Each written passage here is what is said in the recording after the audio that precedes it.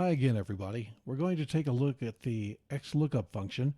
I have done this before, and I'm going to do it again because I just saw that Apple has included this in an update to their numbers spreadsheet program.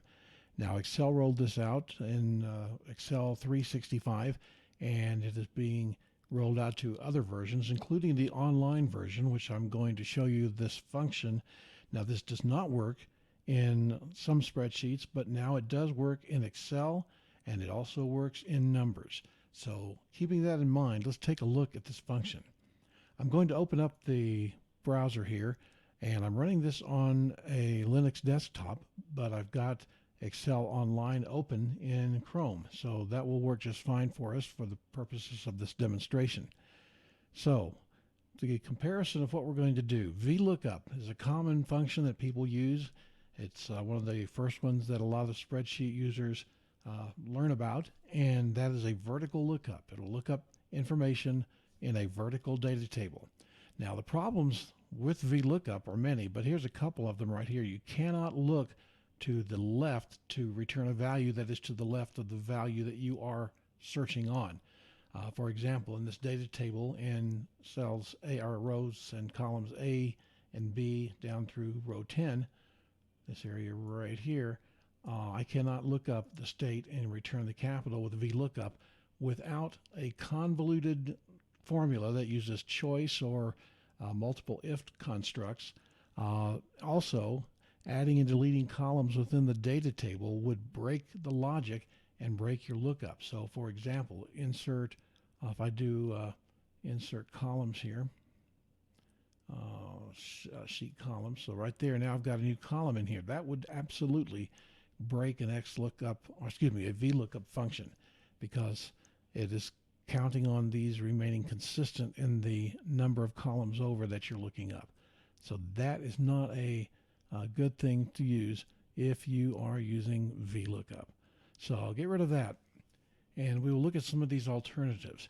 Let's first look down here at the pair of functions that I always used, and this is index and match used together. And the great thing about this, it's backwards compatible, works in Excel, works in numbers, works in LibreOffice, OpenOffice, Google Sheets. I wouldn't be surprised if this doesn't work in Lotus 1-2-3 for DOS back in the day, maybe on even Quattro Pro. I don't know about those old ones. I've never tried to use index and match on those, but it wouldn't surprise me because these are very old functions. So that's a good way to maintain backwards compatibility if you're sharing with people that have other spreadsheet programs, or if they're using an older version of Excel or numbers. This is a great way to ensure compatibility. It works just fine. The logic and the flow of this formula, though, is a little bit convoluted in itself. So the way you use this, let's say that I am looking up here. I've got all the states that are in column B listed in a data validation drop down here. So I can just put those in and look up the capital. Now, when I look at this formula that I've put out here on index and match, we do index, and we index this column A, which is the column we're going to be returning our information from. So we're looking up on something else, but we want to get back information out of column A. So indexing column A, and then we do within that a match function, and we are matching on, in this case, cell D3, which is the drop down for the state. Here I have Alabama up. And then after that, we are looking that state up in column B, which is indicated in the last part of this formula. So the logic here is you're indexing the information that you want to return, then you're matching the information that you are looking up with, and then where does that information fall? So you got to kind of stop and think about that if you don't use it all the time. XLOOKUP is a whole lot cleaner in my estimation. So let's take a look at this example here. XLOOKUP, and we are looking up column and row D3. So that's right here, this particular cell where the state is. So we're looking up D3 in column B of the data table, and we are returning information from column A. And so that just seems to make a whole lot of sense in the way my brain works anyway. So we can see here, we're looking up.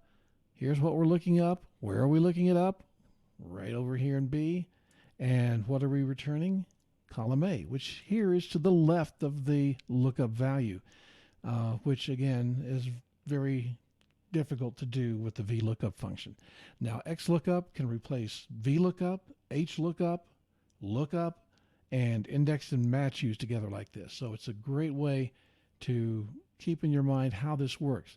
Just the cautions are the backward compatibility and people using other spreadsheets. So that's it for this, and hope you enjoyed that. Hope you got something out of it, and we will see you next time. Bye.